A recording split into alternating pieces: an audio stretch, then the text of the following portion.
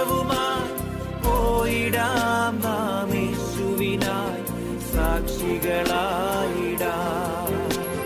പോയിടാം നാം. The second book of Maccabees, chapter 10. Now Maccabees and his followers, the Lord leading them on, recovered the temple and the city. They tore down the altars that had been built in the public square by the foreigners, and also destroyed the sacred precincts. They purified the sanctuary and made another altar of sacrifice. Then, striking fire out of flints, they offered sacrifices after a lapse of 2 years. And they offered incense and lighted lamps and set out the bread of the presence. When they had done this, they fell prostrate and implored the Lord that they might never again fall into such misfortunes, but that, if they should ever sin, they might be disciplined by him with forbearance and not be handed over to blasphemous and barbarous nations. It happened that on the same day on which the sanctuary had been profaned by the foreigners, the purification of the sanctuary took place, that is, on the 25th day of the same month, which was Chislev. They celebrated it for 8 days, with rejoicing in the manner of the festival of the booths, remembering how not long ago, during the festival of the booths, they had been wandering in the mountains and caves like wild animals. Therefore, carrying ivy-wreathed wands in their beautiful branches and also fronds of palm, they offered hymns of thanksgiving to him who had given success to the purifying of his own holy place. They decreed by public edict, ratified by vote, that the whole nation of the Jews should observe these days every year.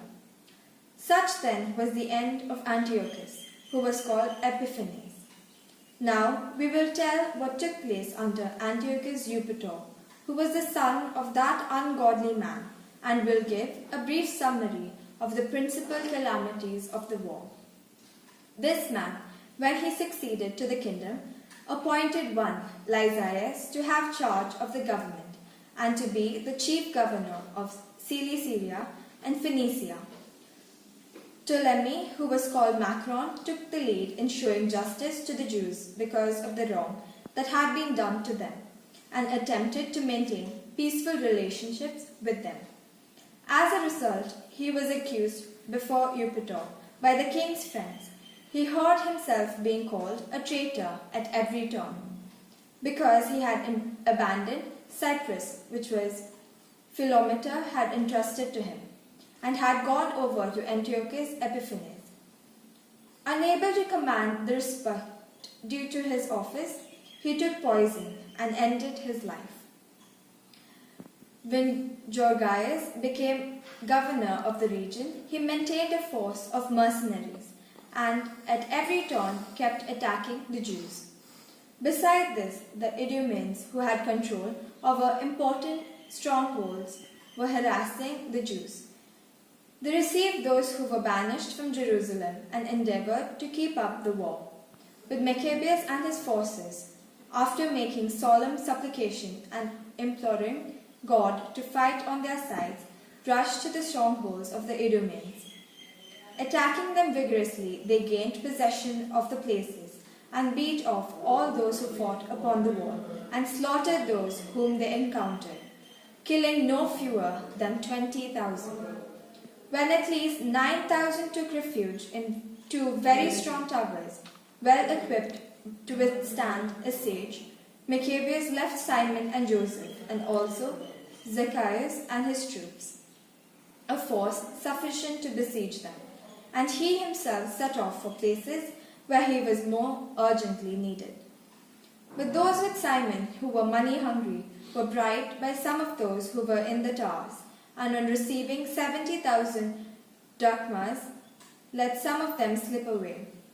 When word of what had happened came to Maccabeus, he gathered the leaders of the people and accused these people of having sold their kindred for money by setting their enemies free to fight against them.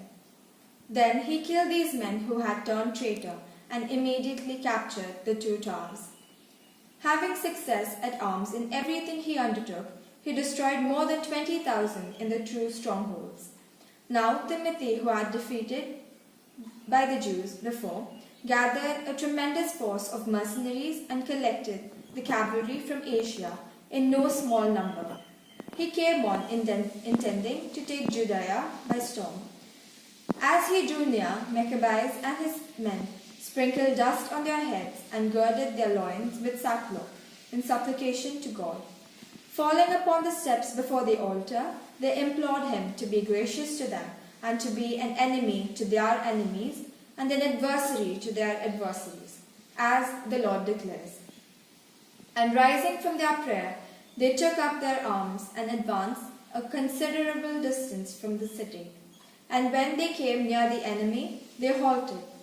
Just as dawn was breaking, the two armies joined in battle, and one, having a pledge of success and victory, not only their valor, but also their reliance on the Lord, while the other made rage their leader in the fight. When the battle became fierce, there appeared to be an enemy from heaven, 5 resplendent men on horses, with golden bridles, and they were leading the Jews. 2 of them took Maccabees between them, and shielding him with their own armor and weapons, they kept him from being wounded. They showered arrows and thunderbolts on the enemy, so that, confused and blinded, they were thrown into disorder and cut into pieces. 20,500 were slaughtered, besides 600 cavalry. Timothy himself fled to a stronghold called Gazara, especially well garrisoned, where Shares was the commander. Then Maccabees and his men were glad, and they besieged the fort for 4 days. The men within, relying on strength of the place, kept blaspheming terribly and uttering wicked words. But at the dawn of the 5th day, 20 young men in the army of Maccabees, fired with anger because of the blasphemies, bravely stormed the wall, and with savage fury cut down everyone they met. Others who came up in the same way wheeled around against the defenders and set the fire to the towers. They kindled fires and burned the blasphemers alive. Others broke open the gates and let in the rest of the force, and they occupied the city. They killed Timothy, who was hiding in a cistern, and his brother Shares and Apollos. When they had accomplished these things, with hymns and thanksgivings, they blessed the Lord, who had shown great kindness to Israel, and gives them the victory.